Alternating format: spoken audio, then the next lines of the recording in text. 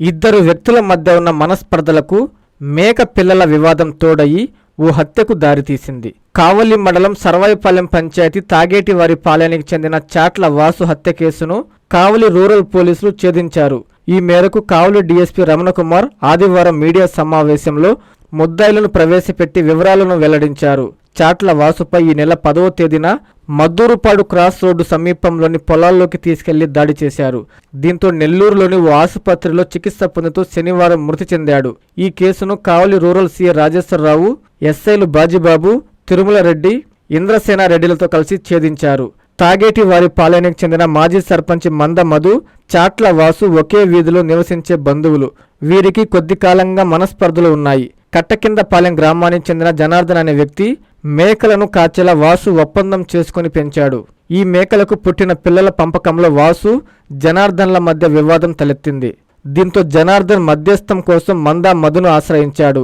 ఈ వివాదంలో మధు జోక్యం చేసుకోవడంతో వాసు దుర్భాషలాడాడు.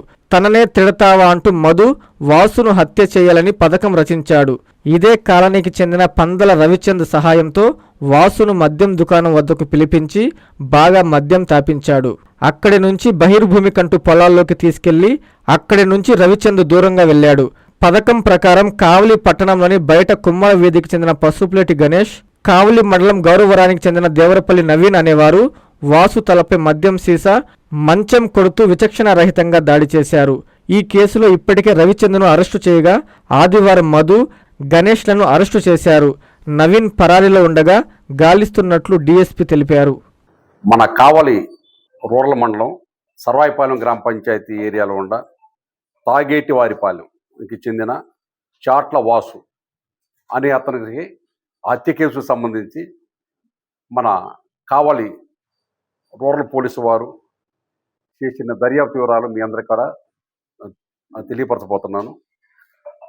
అసలు ఈ కేసు యొక్క పూర్వపరాలు ఏంటంటే మొన్న 10వ తేదీ మధ్యాహ్నం రోజున మన నేషనల్ హైవే 16 దగ్గరలో అడవిరాజుపాలెం దగ్గర ఈ సర్వీస్ రోడ్లో జరిగింది. ఇది ఆ రోజు మాకు ప్రాథమికంగా వచ్చిన సమాచారం ఏంటంటే ఎవరో గుర్తు తెలియని ఇద్దరు వ్యక్తులు ఈ చాట్ల వాసు అనే అతన్ని కొట్టి వెళ్ళిపోయారు. ఎవరైతే వాసు ఉందో వాసు యొక్క తల్లి మాకు అంటే పోలీస్ స్టేషన్లో రిపోర్ట్ ఇచ్చింది. ఆ రిపోర్ట్ని ఫస్ట్లో తొలుత 324 అంటే సింపుల్ అట్ట కింద అన్నమాట. అట్ట కింద కేసు నమోదు చేయడం జరిగింది.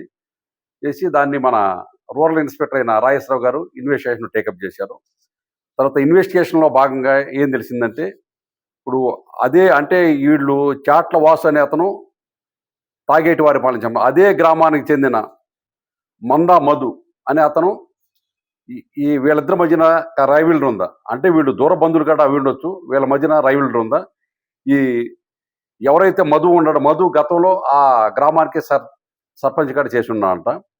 వీళ్ళకి ఏదో డిస్ప్యూట్స్ ఉన్నాయి. తర్వాత ఆ డిస్ప్యూట్స్ ఎంక్వైరీ చేస్తే ఆ రోజు తక్షణం జరుగుతున్న కారణం ఏంటంటే జనార్దన్ అనే ఒక అతను కొన్ని మేకల్ని వీళ్ళకి మధు అనే వాళ్ళకి ఎవరైతే చాట్ల వాసు అనే అతనికి మేపుకుంటానికి ఇచ్చారంట కొన్నాళ్ళ పాటు.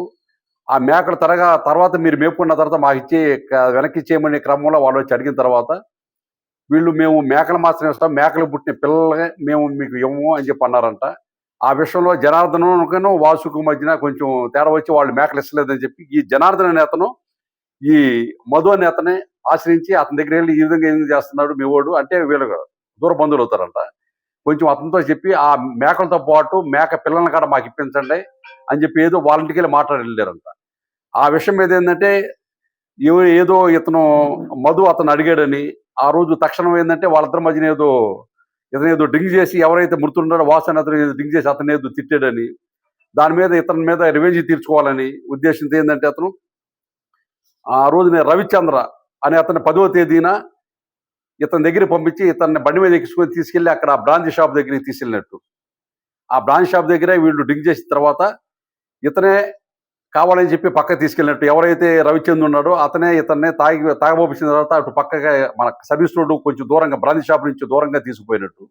అక్కడికి ఇద్దరు కుర్రోళ్ళు వచ్చి ఎవరైతే ఈ మందా మధు ఉన్నాడో మందా మధు పంపించిన ఇద్దరు కుర్రోళ్ళు వచ్చేసి ఇతన్ని మన పొయ్యికర అంటే మన మంచం కోళ్ళు ఉంటాయి కొయ్యి కర్రలు అలాంటి ఆడుతూ కొట్టి పడేసి వాళ్ళు వెళ్ళిపోయారు.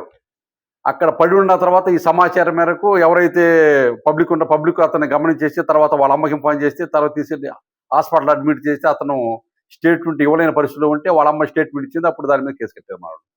ఇది జరిగిందన్నమాట అసలు మొత్తం. తర్వాత ఏంటంటే దర్యాప్తులో భాగంగా మన సిఐ గారు ఏం చేశారంటే దీన్ని 13వ తేదీన 307 ఐపీసీ కింద 324ని 307 అంటే హత్యా యత్నం కింద దీన్ని కేసుని మార్చి దర్యాప్తు ప్రారంభించారు. తను దర్యాప్తులో తెలిసిన విషయం ఏంటంటే ఫస్ట్ రవిచంద్ అనేవాడు వచ్చి ఇతన్ని ఇంటికి దగ్గర నుంచి బండి ఎక్స్కుని తీసుకువెళ్ళేవాడు అని కారణంగా అతను ముద్దాయిగా చేసి ఫస్ట్ అతన్ని అరెస్ట్ చేసాం. 307 కింద అరెస్ట్ చేసాం. అతను ఎప్పుడు అరెస్ట్ చేసింది మనం 16వ తారీఖు కదా, 16వ తేదీన అతని యొక్క కన్ఫెషన్ స్టేట్మెంట్ నిన్ను ఎవరు పంపించారో ఏంటంటే ఈ విధంగా నన్ను ఏంటంటే మందా మధు అనే అతను నన్ను పంపించి ఈ విధంగా ఇతన్ని కొట్టాలి, ఇతన్ని హతమార్చాలని చెప్పి నాకు చెప్పేసి నువ్వు ఈ విధంగా బండికి తీసుకెళ్తే బ్రాంచ్ షాప్ దగ్గర తీసుకెళ్ళి అతనికి బాగా మందు తాగించి తీసుకున్న కొంచెం దూరంగా తీసుకెళ్ళి ఈలోపు నేను 2 మనుషులను పంపిస్తాను, వాళ్ళు వచ్చి కొడతారు అని ప్లాన్ చేసి నన్ను పంపించేది బట్టి ఆ ప్లాన్ ప్రకారం నేను ఇతన్ని ఇంటి దగ్గర నుంచి తీసుకెళ్ళి బ్రాంచ్ షాప్ తీసుకెళ్ళి చెప్పి అతని యొక్క కన్ఫెషన్లో చెబుతాడు. అతని యొక్క కన్ఫెషన్ మేరకు మనం ఏంటంటే మందా మధుని నిన్న సాయంత్రం మన సిఐ గారు అరెస్ట్ చేశాడు. మందా మధుతో పాటు అతను ఎవరైతే ఇద్దరు పంపించే వాళ్ళు ఒకరినే పసుపులేని గణపతి వాళ్ళిద్దరిని కాడ నిన్న సాయంత్రం మనం అరెస్ట్ చేయడం జరిగింది.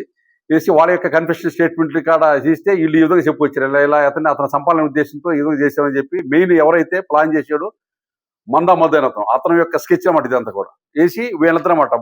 తర్వాత పసుపులేటి గణపతి మరియు దేవరపల్లి నవీన్ వీళ్ళిద్దరు కుర్రోళ్ళని ఈ హెయిర్ చేసుకుని వాళ్ళిద్దరి ద్వారా చేయాలని చెప్పి వాళ్ళిద్దరు పంపించాడు. వాళ్ళలో మనకి గణపతి మందా మధు నిన్న సాయంత్రం మన అరెస్ట్ అయ్యారు. ఇంకా మనకి నవీన్ అనే కుర్రోడు మన అరెస్ట్ కావాల్సి ఉంది. కాబట్టి దీని తర్వాత ఏంటంటే 18వ తారీఖు నాడు 17వ తారీఖు నాడు రాత్రి నెల్లూరు హాస్పిటల్లో చనిపోయాడు. ఎవరైతే తీవ్రమైన గాయాలతో ఉన్నాడో గాయాలతో ఫస్ట్ 324, దాని తర్వాత 307 కేసు, దాని తర్వాత అతను అండర్ గోయింగ్ ట్రీట్మెంట్ నెల్లూరులో చనిపోయిన తర్వాత అంటే 17వ తారీఖు నాడు రాత్రి చనిపోయిన తర్వాత అక్కడి నుంచి డెత్ ఇంటిమేషన్ వచ్చింది మాకు. ఆ డెత్ ఇంటిమేషన్ మేరకు మళ్ళీ రూరల్ సిఐ గారు ఆ కేసుని 307 కేసుని 302 కేసు అంటే మర్డర్ కేసుగా మార్చాడు. మర్డర్ కేసుగా మార్చి దర్యాప్తులో భాగంగా నిన్న సాయంత్రం వాళ్ళతో అరెస్ట్ చేయడం జరిగింది. దీంట్లో ఇంకొక ముద్దాయి అంటే దేవరపల్లి నవీన్ అంటే ఇతను గౌరవరం గ్రామస్తుడు, ఇతను ఇంకా పరారులో ఉన్నాడు, ఇతను పట్టుకోవాల్సి ఉంది. దీంతో పాటు ఏంటంటే వాళ్ళు నేరానికి ఏదైతే ఉపయోగించారో ఇప్పుడు నిన్న అరెస్ట్ చేసేటప్పుడు వాళ్ళు ఉపయోగించిన కారుని కాడ సీజ్ చేయడం జరిగింది. అదేవిధంగా వాళ్ళు ఉపయోగించిన చెక్క దాంతో కొట్టారో చెక్క దాన్ని కాడ సీజ్ చేయడం జరిగింది. వాళ్ళని నిన్న అరెస్ట్ చేసాము. ఇప్పుడు వీళ్ళని రిమాండ్ నిమిత్తం కోర్టు ముందు ప్రొడ్యూస్ చేయబోతున్నాము. అదేవిధంగా మేమిచ్చే సందేశం ఏంటంటే ఇలాంటి కక్షల కార్పిణ్యాలు పట్టుకొని మనిషిని చంపటం అనేది చాలా తీవ్రమైన నేరం. ఈ పబ్లిక్ ఇచ్చే మెసేజ్ ఏంటంటే ఇలాంటి సొసైటీలో ఇలాంటి నేరాలు జరిగితే ఎట్టి పరిస్థితుల్లో టాలరేట్ చేస్తానికి వెళ్ళలేదు. వీళ్ళందరి మీద కూడా మేము రౌడీ షీట్ ఓపెన్ చేస్తాము. ఇలాంటి కేసులు జరిగినప్పుడు మా ఎస్పీ మేడం అజితా మేడం గారు చాలా పర్టికులర్గా చాలా గట్టిగా చాలా కఠినంగా వ్యవహరించమని చెప్పి మాకు ఉత్తర్వులు జారీ చేసి ఉన్నారు. కాబట్టి వీళ్ళందరి మీద రౌడీ షీట్లు తెరిచేసి వీళ్ళ ప్రతి మూమెంట్ వాచ్ చేస్తాము. అదేవిధంగా నేను పబ్లిక్ చెప్పేది ఏంటంటే ఇలాంటి చిన్న విషయాలకు ఏంటంటే కుటుంబ తగాదాలను దృష్టిలో పెట్టుకొని ఈ విధంగా మనుషుల్ని చంపేంత స్థాయికి వెళ్తాం అనేది చాలా దారుణం. ఇది ఇలాంటి నేరాలకు పాల్పడే వాళ్ళ మీద మేము కఠినమైన చర్యలు తీసుకుంటామని చెప్పి మన పోలీస్ డిపార్ట్మెంట్ వైపు నుంచి ప్రజలకు మేము సందేశం ఇస్తున్నాం. అదేవిధంగా ఎవరైతే ఈ ముద్దాయిలు ఉన్నారో ఈ ముద్దాయిలు అందరూ ఇప్పుడు ఎవరైతే చనిపోయిన అతను కూడా ఎస్సీ కమ్యూనిటీ సంబంధించిన అతను, ఎవరైతే చంపటానికి ప్లాన్ చేసాడో మెయిన్ అతను మందా మధు ఇతను కూడా ఎస్సీ కమ్యూనిటీ అతను, ఎవరైతే ఇతన్ని ఇంటికి వచ్చి బండి ఎక్కించుకెళ్ళాడు బ్రాంచ్ షాప్ దగ్గరికి అతని పేరు రవిచంద్ అతను కూడా ఎస్సీ కమ్యూనిటీ. అదేవిధంగా దేవరపల్లి నవీన్ ఎవరైతే ఇద్దరు కలిసి కొట్టారో వాళ్ళు దేవరపల్లి నవీన్ అని కూడా అతను కూడా ఎస్సీ కమ్యూనిటీ. కాకపోతే పశువులేటి గణపతి అని అతను బలిజా కమ్యూనిటీ సంబంధించిన అంటే అతను నాన్ ఎస్సీ కాబట్టి ఈ కేసులో ఎస్సీ ఎస్టీ యాక్ట్ కూడా యాడ్ చేస్తున్నాం. ఈ మొత్తం కూడా SC ST act murder case ఈ మొత్తం కలిపి దర్యాప్తు చేస్తున్నాం. ఇది ఎస్సీ ఎస్టీ కేసుగా మారుతుంది కాబట్టి ఈ యొక్క కేసుని డిఎస్పీ హోదాలో కావలి డిఎస్పీ హోదాలో నేను దర్యాప్తుని టేకప్ చేయబోతున్నాను. అదేవిధంగా ఎవరైతే మిగిలిన ముద్దాయో ఆ మిగిలిన ముద్దాయి కూడా పట్టుకుని అరెస్ట్ చేసి వెంటనే మేము కోర్టు ప్రొడ్యూస్ చేస్తాం. Okay, thank you. నారాయణ మాతృసేవా పథకం అమ్మతనానికి కమ్మనైన పథకం. సుమారు 1500 విలువ గల నారాయణ బేబీ హెల్త్ కిట్ ఉచితం. అవుట్ పేషెంట్స్ కు ప్రతి నెల డాక్టర్ ఫీజు ఉచితం. అల్ట్రాసౌండ్ స్కానింగ్ ఉచితం. గర్భిణీ స్త్రీలు కాన్పు కోసం కానీ ఇతర అవసరమై హాస్పిటల్లో చేరినప్పుడు బెడ్ ఛార్జీలు ఉచితం. ప్రాథమిక వైద్య పరీక్షలు ఉచితం. మందులు ఉచితం. బ్లడ్ బ్యాంక్ నందు అవసరమైన వారికి రక్తం ఉచితం. 5 నుండి 9 నెలల గర్భిణీలకు ప్రతి నెల చెకప్ సమయంలో ఉచిత డ్రై ఫ్రూట్ బాక్స్ మరియు వేరుశెనగ చిక్కీలు ఉచితంగా ఇవ్వబడును. బిడ్డ పోషణ నిమిత్తం తల్లికి 3000 రూపాయల నగదు అందించబడును. కాన్పు కోసం అంబులెన్స్ ఉచిత పికప్ సదుపాయం కలదు. నెల్లూరు నగర పరిధిలో నారాయణ మాతృసేవా పథకం, నెల్లూరు.